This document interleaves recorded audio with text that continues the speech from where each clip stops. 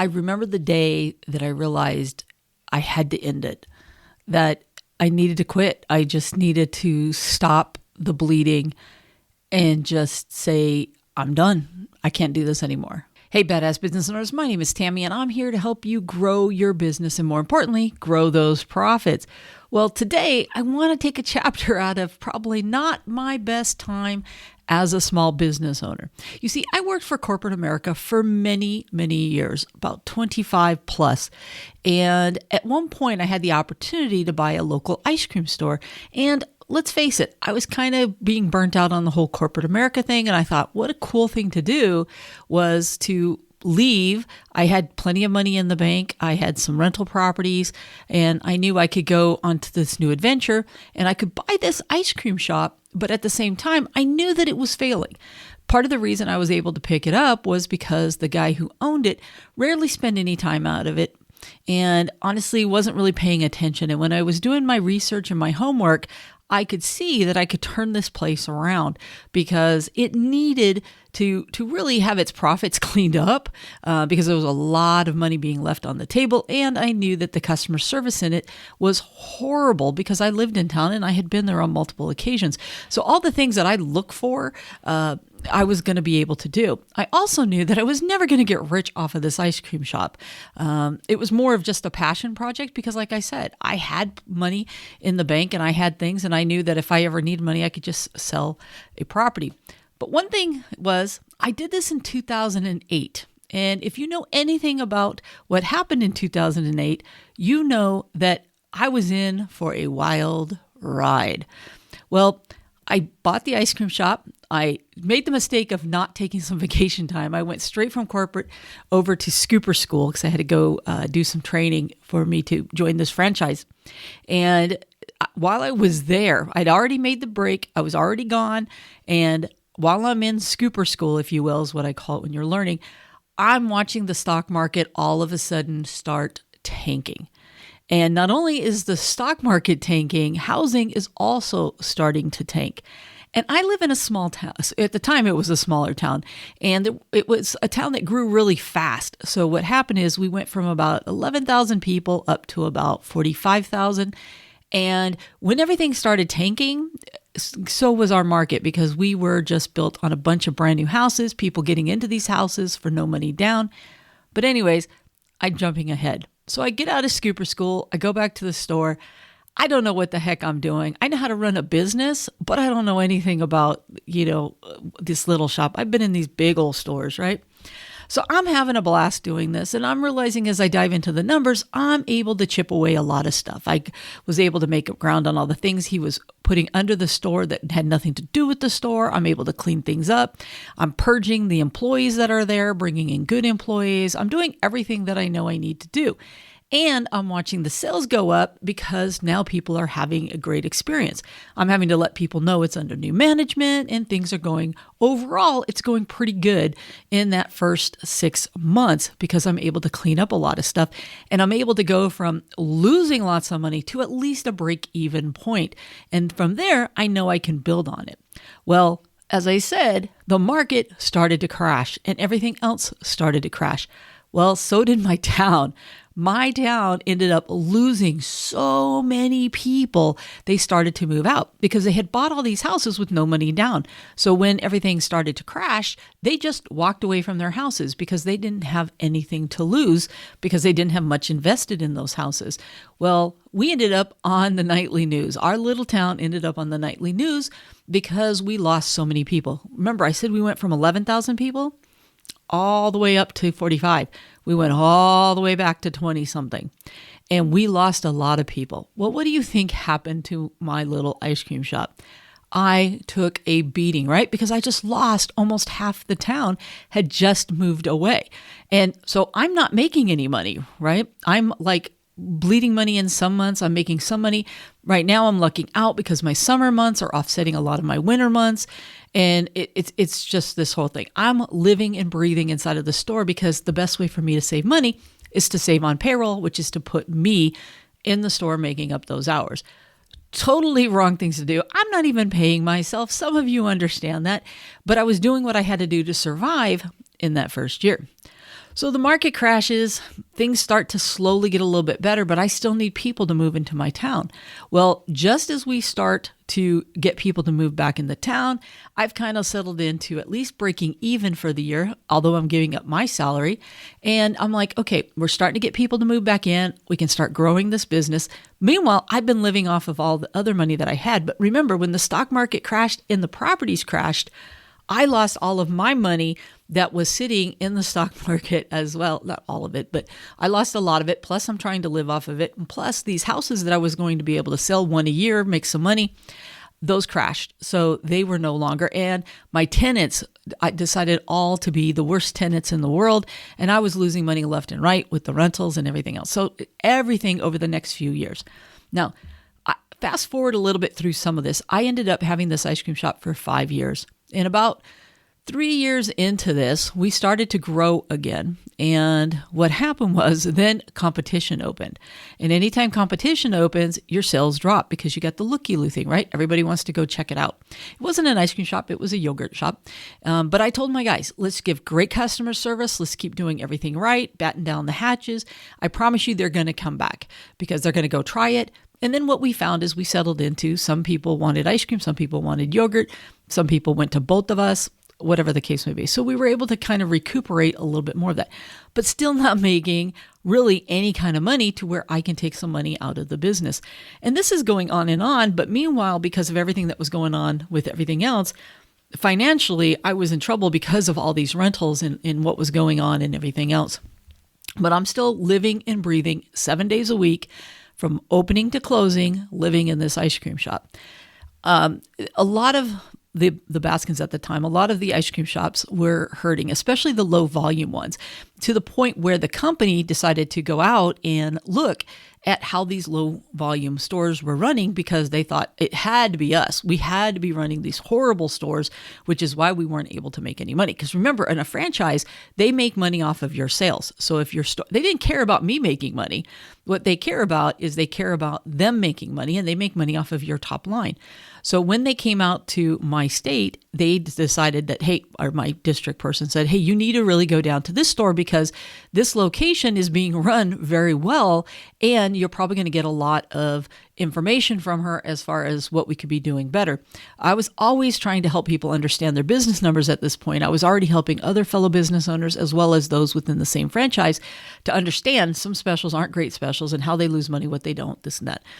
Well, they came to the store and I could tell their agenda was to find out what I was doing wrong. And if anything, they got very frustrated because every single thing they wanted to look at, it was running smooth as pie. And I'm not saying this to brag. What I'm telling you is sometimes a business cannot be the right business at that time, not because of how you run it. It could be the other circumstances going around it. And that's where I was. I was doing everything right within this building. It's just when you lose half your town and you're slowly gaining them back, it's very difficult for you to be able to make a profit. Now, remember what I said. Franchises aren't meant for, in most cases, especially these kind, that you're never going to get rich off of them. A franchise really wants you to own 3, 4, 5 of them because that's where you make the real money because it's the little bit from this one, the little bit from this one, a little bit from this one. And they were always asking me to take on more franchises. And I'm like, oh, no, heck no. I don't want anything to do with that. I don't want to go back to having a corporate job where all of a sudden I'm overseeing 4 or 5 stores and locations because that's what I was getting away from. If I wanted that, I would have stayed at my last business where I made great money, got stock options, and made all kinds of stuff, right? It wasn't really what I wanted. But the time came over the period, right? So we're now in year 4 and I realized I've got to make some money. So I had gotten the store to a decent place where I didn't have to live in it 24/7. I had a great team in place and everything else. Wasn't making any real money. So I had to go out. And that's how I got into real estate actually, because, when I asked myself, what did I want to do? I had bought and sold so much real estate just from me personally and been involved in different things. I'm like, I should just get into real estate. It'll be a great transition until I figure out what I want to be when I grow up. The one thing I knew I wanted to do was to continue to help small business owners. So I got into real estate, became a realtor, but I was still on the side starting the podcast and helping other local people to really understand their business numbers. Well, when I got into real estate, and I remember I closed a deal, and now keep in mind, my town, these houses were selling dirt cheap. So a commission check was like nothing. They were so small. And I remember holding it, and going, wow, I just made more off of this one transaction than I did all of last year. And I realized that that was the catalyst that told me, Tammy, you need to make a change. You see, I held on to my store way too long and over a stupid reason. My town, when it was closing, we lost so many businesses. So many small business owners ended up closing down their doors and walking away because they had no choice. They couldn't pay their rent. Keep in mind, my rent alone was $4,000. I had 7 refrigerators and freezers. That's another $2,000. Then you throw on another couple grand for the employees. And then you throw on inventory to be able to sell the ice cream and whatnot. I was in the hole just on those 4 things, about 12 grand a month, 10 to 12 grand a month. Do you know how many ice cream cones you have to sell just to break even? And that doesn't count supplies and everything else I need to run the business. So I was always trying to pull a rabbit out my butt every time I needed to be able to do this, right? So, and I realized when I got that check that it was time to make a change. I couldn't bring myself to close in the beginning because I didn't want the town to lose its ice cream shop. And I just didn't want the kids to lose the one thing that they had in town. And it was stupid. I mean, God, when I look back, I just laugh at myself going, what were you thinking? That is the dumbest thing in the world. But you know, when I started in real estate, I realized I needed to make money. I needed to take care of my family and I needed to take care of my situation. I couldn't get things fixed and turned around with everything else if I was living in the ice cream shop and I wasn't making the kind of money that I needed to be able to survive. And in that first year, I did really well. I ended up becoming one of the top agents in town in my very first year because I treated it like a business.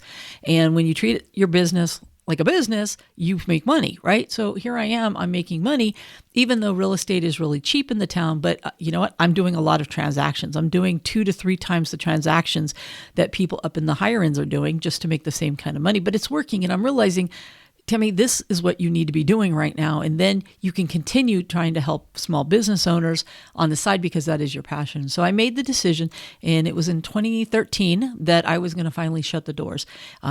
I did everything I could to stay on top of my rent. I did everything that I could to pay my bills. I had basically a cash-free business because I paid cash for the business. And other than a $10,000 credit card that had been run up from things they made me buy, and I just didn't have the money, I knew that I tried to sell the business, but because I wasn't making any money, nobody wanted to buy a business that wasn't making any money, especially with the costs that I had and I couldn't control because I had a landlord that wanted nothing to do with helping me reduce the rent to try to keep me. It was all kinds of stuff that I did to try to survive. I'm leaving a lot of that out so I don't bore you. But the day came that I knew I had to shut the doors, and I made sure my rent was paid up to the day that I closed the doors. All my bills, anything that I owed anybody got taken care of. I sold all the equipment. I sold the ice cream. I got rid of it. I made as much money as I could. So this way I could make sure I paid everything I needed to pay. And this way, all I had to do was work with the landlord on the remaining portion of my lease, which was about a year and a half. No, it was about 2 years left on my lease. And I knew that I could probably try to negotiate something with them to buy some time with that, which is what I eventually did. And I was able to do pretty decent on that. But ultimately, what I learned when I walked away from that is there was a part of me that wanted to beat myself up that why on earth did I buy it in the first place? And then I said, you know, at the end of the day, I was going to know that the whole market was going to tank, that stock market was going to take, real estate was going to take. It was a perfect storm. I mean, when I got it, it was just starting, and maybe I could have seen a little bit on the tea leaves. But remember, I wasn't really looking for that because I was so excited to do something different.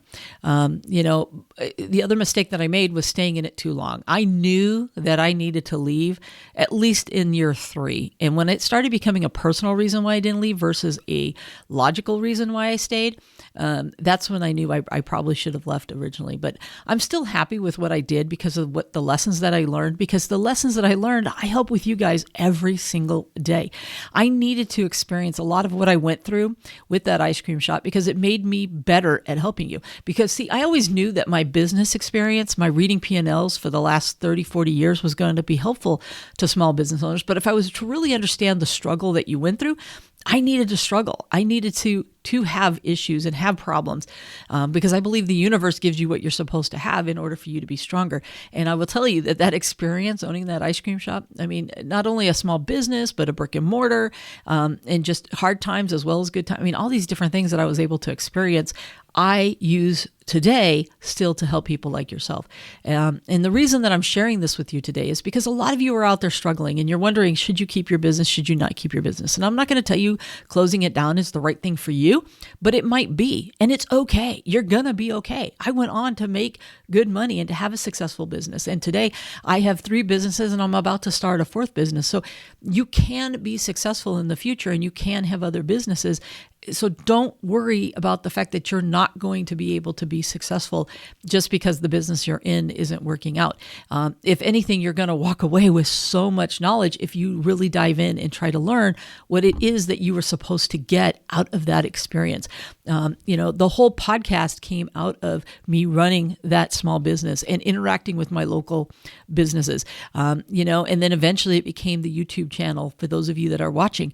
And it all started because of that. And I don't know if I would have done any of that if it wasn't for that. If I didn't have that working with small business owners and seeing how much they need help. When I got into real estate, I talked to even more small business owners because I was constantly working with them with my deals and what was going on. And I got to see their struggles and their challenges because I can't help but talk about business, right? I can't help but be a coach.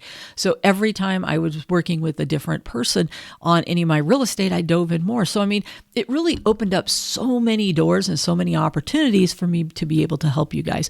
And I wanted to share that with you because no matter how bad your business is today, there is hope on the other side and there is more to come. And if you don't believe me, just reach out. Go to, babolearning.com/work with me or talk to me or whatever it is. There's an email there as well down below. But I'll be glad to talk to you about it or share those experiences. But I promise you, you're going to be okay. You really are. It's painful in the moment. It's scary in the moment. You don't know what's coming. You're constantly wondering what's next, especially if there's a financial component to it where you're having to dig out of that because it was not an easy road to turn around that financially, especially because I went from a lot of money to no money to back to starting to have my money again. And I promise you, it's an interesting ride. All right. But there are times that, had I held on to it and if that store was open today, it'd probably be flourishing because our town is back to being growing and thriving and doing fantastic. It just wasn't for me because I knew that even if I could turn it around, I was never going to make the type of money that I wanted to make. And that was the other problem is, I believe every store can make a lot of money, but I just didn't want to do what it took for me to make all that money. Could I have made money doing that business? Absolutely. But it wasn't what I wanted to be able to do to get to that. And that's another thing. Sometimes the business is okay. It's just if your goals don't line up with what your business can do or produce, you got to make a call on that too. So I know at this point I'm just rattling and I just really wanted to share all this because maybe something about this resonates with you and you can get some kind of bump out of it or some realizing you're not alone when it comes to this, because I promise you there is something better on the other side. You can fix that business. You can grow that business. You can walk away from that business and you know what? You can still make good money and you can still be okay. And, I'm going to continue to take everything that I learned from not only that business, but from my corporate businesses, from my other businesses, working with small business owners. And I am here for the next several years just to try to help you guys become very successful and to make profit. Because at the end of the day, you know what? My business was doing $250,000, $300,000 a year, and I wasn't making any money. So all the sales in the world don't mean anything if you don't have profit. And that's why you always hear me say, sales are great, but profit is better. And you've got to make sure you have a profitable business in order for you to be successful. So there's a lot of companies that did, millions and billions of dollars, and they just weren't profitable, which is why they're no longer in business. So, but that's where that kind of comes from. And that's actually where I started with the whole sales minus cost of goods minus expenses equals profits, because it was a basic thing that a lot of small business owners that I worked with didn't quite grasp and understand. And I realized I needed to make it as simple as possible, because while I had tons of training and high-end stuff with my corporate stuff, not everybody has that experience. And so my thing has always been, as a teacher, how can I help make things as simple as possible for people? And that's where it all kind of began. And, honestly, having that ice cream store was a blessing. Yes, there was a lot of nightmares that came with it, but it was a blessing because it really introduced me to the world of small business owners like yourself, and it got me in front of a lot of small business owners like yourself, and it helped me understand not only the journey because I was doing it, but also I was listening to my fellow small business owners who were struggling with their businesses, and some that were thriving even during that, and what they were doing differently and whatnot. So it gave me the experience. So I don't regret that I went through that. There might be days or times that I have some residual stuff to it, but overall, I feel good that I was meant to go through that so that I could help you guys. And with that, I'm going to go ahead and wrap this up, and hit that like, subscribe if you like what you've been hearing. And there's some other videos that are going to pop up over here, I believe, that check out, and hit subscribe. Let's follow the journey together. Let's work together. I'd love to be part of your journey because I think it's a fun adventure. That's something new every single day. All right. With that, I'm out of here. I'll talk to you on the next one. Bye for now.